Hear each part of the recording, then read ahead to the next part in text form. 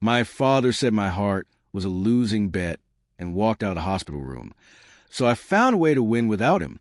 I was 17 when my father looked at me from the foot of my hospital bed and said, "I'm not throwing good money after bad."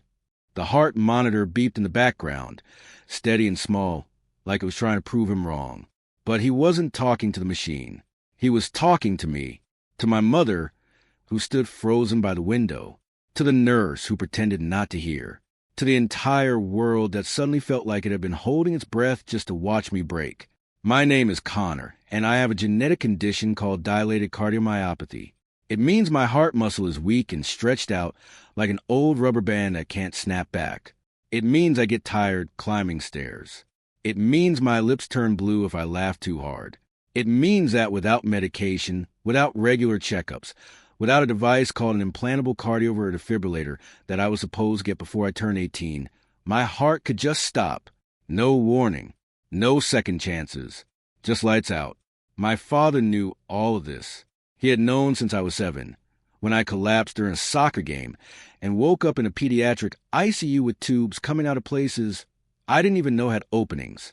He had signed consent forms. He had driven me to appointments. He had sat in the waiting room scrolling through his phone while I got echocardiograms and stress tests and blood draws that left little purple bruises in the crooks of my arms. But somewhere between my 10th birthday and my 15th, something changed. I don't know if it was the mounting bills. I don't know if it was the way my mother started crying every time we got a statement from the insurance company. I don't know if he just got tired of having a son who was more patient than Playmate. All I know is that by the time I was 16, my father had stopped coming to appointments. He stopped asking how I was feeling. He stopped looking at me the way he used to, like I was something precious and fragile and worth protecting. My mother, Elena, noticed. Of course she did. She noticed everything. She was the one who woke up at 3 a.m. to check my pulse. She was the one who learned how to read my EKGs better than some of the residents. She was the one who worked 2 jobs after the factory closed down, scrubbing toilets at a dental office during the day and folding clothes at a department store at night, just so we could afford the co-pays and the deductibles and the medications that cost more than our monthly grocery bill. But even she couldn't fix what was breaking between me and my father. His name is Richard, 43 years old. He used to be a foreman at a lumber yard before the economy tanked and the yard shut down. Now he works at a warehouse, driving a forklift, coming home with sawdust in his hair and silence on his lips. He married my mother when she was 19 and he was 22. I was born a year later. I don't think they planned me. I don't think they planned any of this. When I was little, my father was my hero. He built me a treehouse with his own hands. He taught me how to fish off the old pier at Lake Michigan. He let me sit in the cab of his truck and pretend to steer while he drank coffee from a thermos and listened to country music on the radio. Those memories are still in my head, sharp and bright like photographs, but they feel like they belong to someone else's life. The trouble started when my condition got worse. I was 14 when the cardiologist said I needed a more aggressive treatment plan, new medications, more frequent monitoring, and eventually the ICD. That's the device they implant in your chest, right under your collarbone, with wires that thread into your heart. It monitors your rhythm constantly. If you go into a dangerous arrhythmia, it shocks you back. People call it a pacemaker on steroids. I called it my only chance at seeing 20. The ICD alone cost over $60,000. That didn't include the surgery, the hospital stay, the follow-up appointments, or the medications I would need for the rest of my life. My mother's insurance through the dental office was terrible. High deductible, low coverage, and a lifetime cap that we were already getting dangerously close to hitting. I remember the night my parents fought about it. I was supposed to be asleep, but I had been feeling dizzy and couldn't stop coughing. So I got up to get a glass of water. Their bedroom door was open a crack, and the light was on. I didn't mean to eavesdrop, but once I heard my father say, "We can't keep doing this, Elena," I couldn't walk away. "He's your son," my mother said.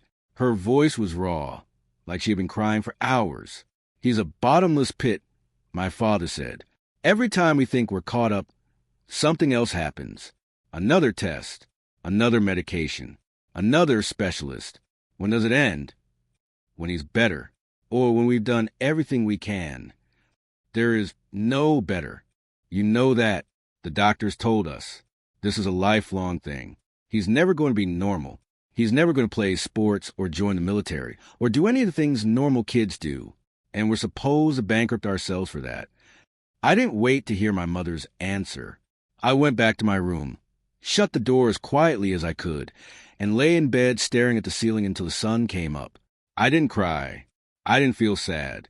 I just felt hollow, like someone had scooped out everything inside me and left nothing but empty space. After that night, my father started working late. Or maybe he just said he was working late. I don't know. I stopped asking. He would come home after I was already in bed and leave before I woke up for school. We became strangers living in the same house, passing each other in the hallway like ghosts who have forgotten they were ever alive. My mother tried to bridge the gap. She would suggest family dinners, movie nights, trips to the lake. My father would agree, then cancel at the last minute. Or he would show up, but sit on his phone the whole time, not really there, not really anywhere. She started crying more often. In the kitchen while she did dishes. In the bathroom, with the fan on so I couldn't hear. In the car, after she dropped me off at school and thought I wasn't looking. I wanted to tell her it wasn't her fault. I wanted to tell her that I didn't blame her for any of it. But the words always got stuck in my throat, because the truth was I did blame someone. I blamed myself. If I hadn't been born with this broken heart, my father would still love me. If I hadn't cost so much money, my mother wouldn't be so tired. If I could just be normal, everything would be okay. That's the thing about chronic illness.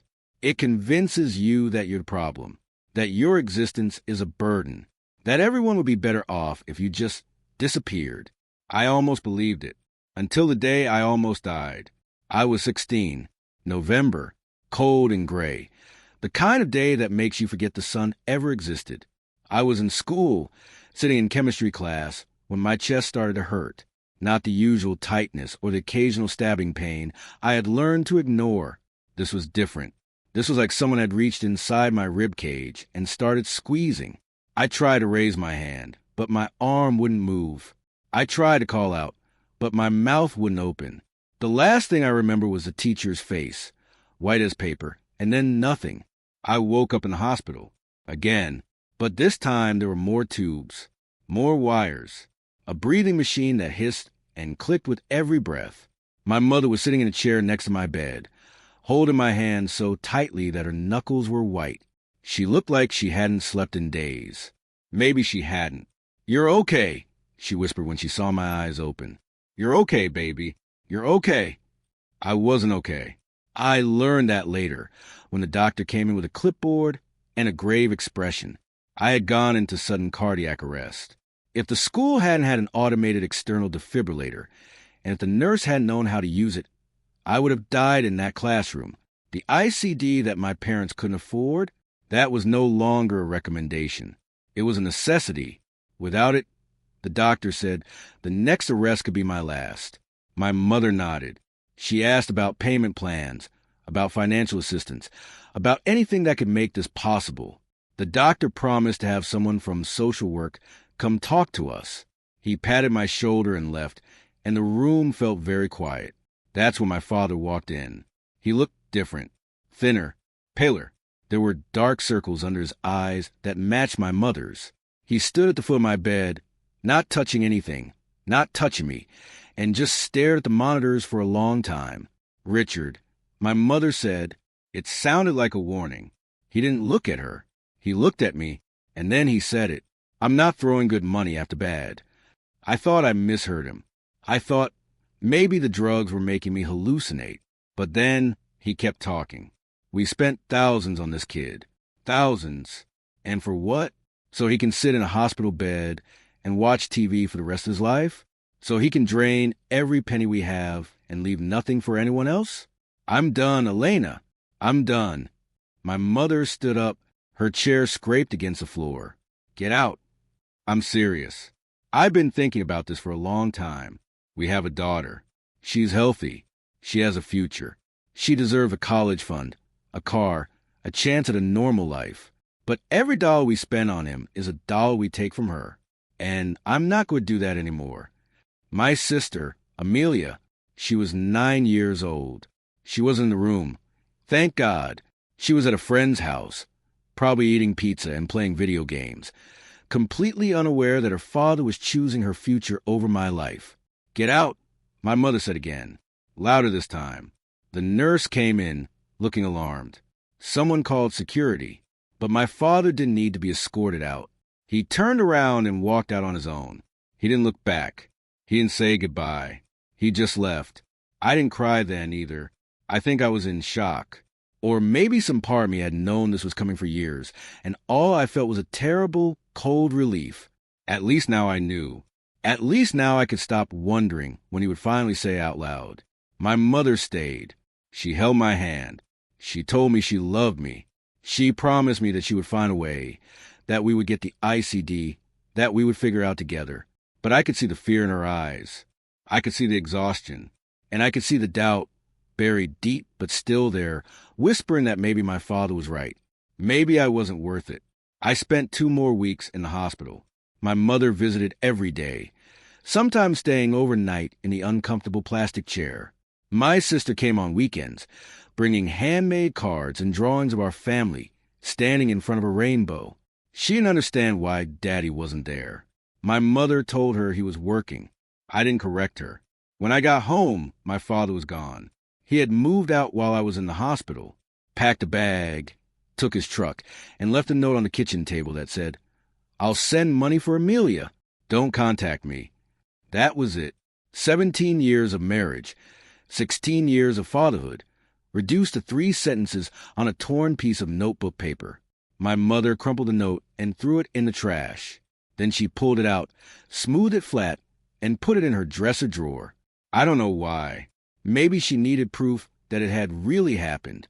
Maybe she needed something to hold on to when she started doubting her own memory. The weeks that followed were hard.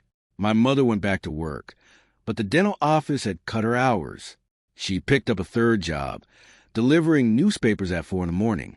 She looked like a ghost, pale, thin, always moving but never getting anywhere. I wanted to help her. I wanted to get a job, contribute something, take some of the weight off her shoulders. But I couldn't. I was too sick, too weak, too much of a liability. That's when I decided to start the fundraiser. I had seen other people do it. Kids with cancer, accident victims, families who lost everything in fires or floods. I didn't think anyone would care about a 16-year-old with a bad heart and an absent father, but I didn't have any other options. So I created a page. I wrote about my condition, about the ICD, about my father walking out of a hospital room.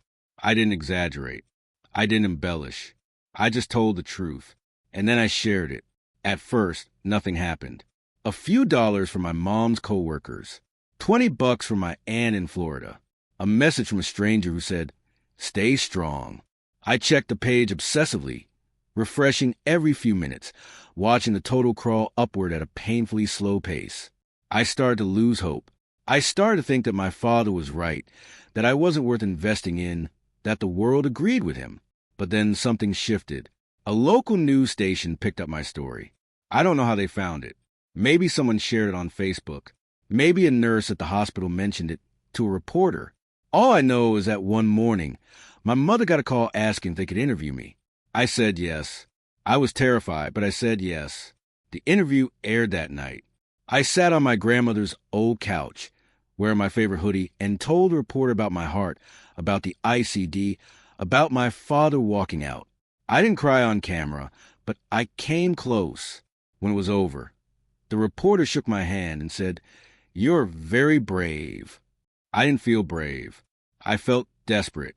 But the interview changed everything. Within 24 hours, my fundraiser went viral. Thousands of dollars poured in. People from all over the country, all over the world, donated $5, $10, $100. Some left comments. "You've got this, Connor. My brother has the same condition. No one should have to beg for their life." I read every single comment. I cried over most of them. In the end, we raised over $120,000. Enough for the ICD, Enough of the surgery. Enough for years of medication and follow-up appointments. Enough to keep me alive. I scheduled the surgery for the week after my 17th birthday. My mother took the day off work. My grandmother drove 3 hours to be there. My sister made me a get-well card with a drawing of a heart that said, "Don't break this one." I laughed so hard I started coughing. The surgery went perfectly. I woke up with a small bump under my left collarbone, a scar that would fade over time, and a new sense of hope. The ICD beeped when the doctors tested it, a soft, reassuring sound that meant I was protected. I touched the bump through my hospital gown and smiled. For the first time in years, I wasn't afraid of falling asleep. Recovery took 6 weeks. I couldn't lift anything heavy. I couldn't raise my left arm above my shoulder. I had to sleep on my back, propped up on pillows like a vampire in a coffin. But I was alive. I was alive, and I had done it without my father's help. That mattered more than I expected it to. While I was recovering, my mother told me something I hadn't known. My father hadn't just walked out. He had also emptied our joint bank account. Every dollar my mother had saved, every penny she had put aside for emergencies, gone. He had taken it all. And because their names were both on the account, there was nothing she could do about it. I wanted to be angry. I wanted to scream and break things and drive to his new apartment and demand an explanation. But I didn't have the energy. My heart was healing, but the rest of me was still fragile. So I let the anger go. I had to. Holding on to it would have killed me faster than any arrhythmia. A few months later, my father's sister reached out to me. Her name is Diane. She lives in Oregon, and she had always been my favorite aunt. After the divorce, she had tried to stay neutral, which meant she hadn't talked to me much. But she had seen the news story. She had read the fundraiser, and she was furious at her brother. He was always selfish, she told me over the phone, even when you were little. But this is beyond anything I could have imagined. She told me that my father had moved in with a woman he had been seeing for years, that he had bought a new truck, that he was telling people I had exaggerated my condition, and that the fundraiser was a scam. I laughed when I heard that. A scam. As if I had faked the hospital stays, the surgeries, the scars. As if I had invented a genetic condition just to make him look bad. Diane offered to help me. Not with money, but with something more important. She offered to be my family. She started calling every week. She sent care packages with homemade cookies and books she thought I would like. She flew out for my high school graduation and sat in the front row, cheering louder than anyone. She told me that my father's choices were not my fault, that I was worth every penny, that she was proud to be my aunt. I needed to hear that, more than I realized. The hardest part of all of this wasn't the surgery or the recovery or the fear of dying. It was watching my mother fall apart. After my father left, she tried to hold it together. She worked her 3 jobs. She paid the bills. She made sure I took my medications. But I could see her breaking, piece by piece, like a dam with too many cracks. One night, I found her sitting in the dark kitchen, staring at the wall. She didn't hear me come in. I sat down next to her and put my head on her shoulder.